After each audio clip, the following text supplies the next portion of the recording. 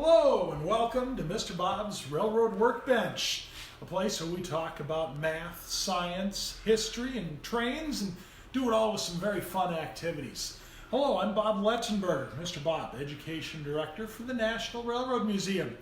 If you're watching us live on Facebook today, well, if you have a question, feel free to type that in. We'll answer those questions after today's segment. If you'd like to just type in and let us know who you are and where you're watching from, we'd love to hear you. And make sure that you like the National Railroad Museum's Facebook page. Today we're talking about soil and erosion. Yeah, you might call it dirt, but there's a lot more to soil than, well, just dirt. And of course, erosion is that slow wearing away of something that eventually turns objects like rocks into soil. When we look at soil, there is a lot more to it than what we just see on the surface. In fact, there are a number of different layers, or what are called horizons, that make up soil. That very top one, the organic layer, if you will, that's what we see, say our grass or trees or other plant matter. It might include insects that are alive. It might include animals, say cows grazing in a pasture or rabbits or deer running through the woods. That's the organic layer on the very top. That next horizon down, topsoil. As animals die or plants die or insects die, their bodies go into the topsoil and begin to deteriorate, to enrich that topsoil with nutrients. That topsoil is also made of rocks that have been broken down into very, very tiny little pieces. And it's this topsoil that helps things grow. We need good topsoil to have a beautiful lawn or to plant plants in our garden to grow vegetables. Below the topsoil, we have the subsoil horizon. Here we're going to find coarser soil, maybe some rocks, maybe even some gravel that is still in the process of being eroded to become the finer soil we see closer to the surface.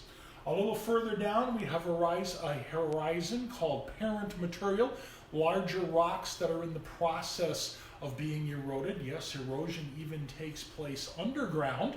And at the very bottom, we're going to find bedrock, that solid rock that we like to build things on because it can be so stable. Now, erosion is the slow wearing away of a rock over time to turn it into soil.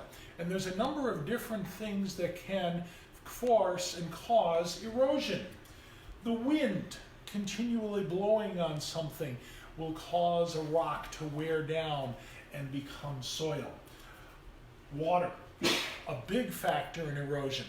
Rainwater pelting on something over time will cause it to erode and break down.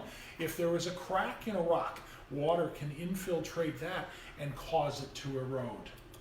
Plants, as we'll see in our experiment here today, can help prevent erosion, but they can also help create erosion. When plant roots penetrate soil or penetrate into rock, causing them to crack and split into smaller pieces, thus begins the process of erosion, also allowing wind and rain in. And animals, by burrowing into the soil, they help with erosion as well. They can also cause larger problems with erosion, as we'll see. So let's go over to Mr. Bob's test bed here today and see if we can demonstrate erosion. I have set up here a hillside. One side of the hill is just soil, no plant matter, nothing holding that soil in place. The other side has some vegetation, and the roots of that vegetation have penetrated the soil and are holding it in place. So let's see what's going to happen when a very large and rather sudden rainstorm comes along. Let's see if erosion will take place. Ooh. Well, on that side, we get a mudslide. There was nothing to hold that soil in place and it washed away.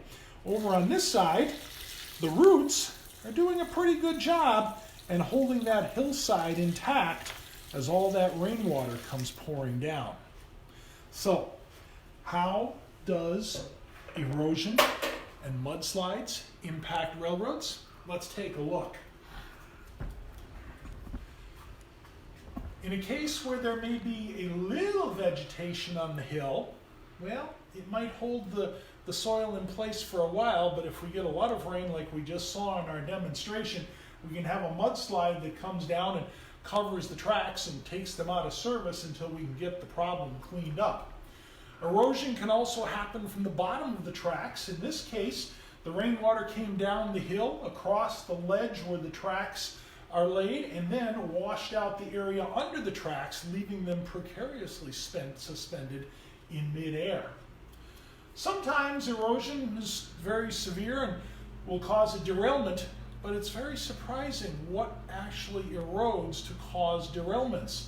In this particular case, we don't see a big mudslide like we saw a few minutes ago, but instead erosion took place and caused one large rock about the size of a pickup truck to come tumbling down the hill and land on the tracks. The train crew unfortunately couldn't see it coming around a curve and hit it and derailed their train. So, erosion and soil. Soil being made up of organic material, of rock material, things that are living, things that have died and are decaying in the soil, and all of it is very important to plant life and, of course, our lives as well, because it's what we grow things in. And, of course, erosion, that slow wearing away of the rocks, turning them into soil, which if we don't keep it in check can cause real problems for, well, just about anybody in the world, especially roads and railroads and things of that nature. The National Railroad Museum, well, it's our mission to inspire lifelong learning by providing dynamic education opportunities through the preservation of railroad objects, engaging exhibits, and innovative programs. As a nonprofit organization, the National Railroad Museum is supported by both public and private contributions and through the support of our museum members. If you'd like more information on how to support the National Railroad Museum or become a museum member, visit our website, nationalrrmuseum.org. I'm Mr. Bob. Thanks for joining me at Mr. Bob's Railroad Workbench, and we'll see you again soon.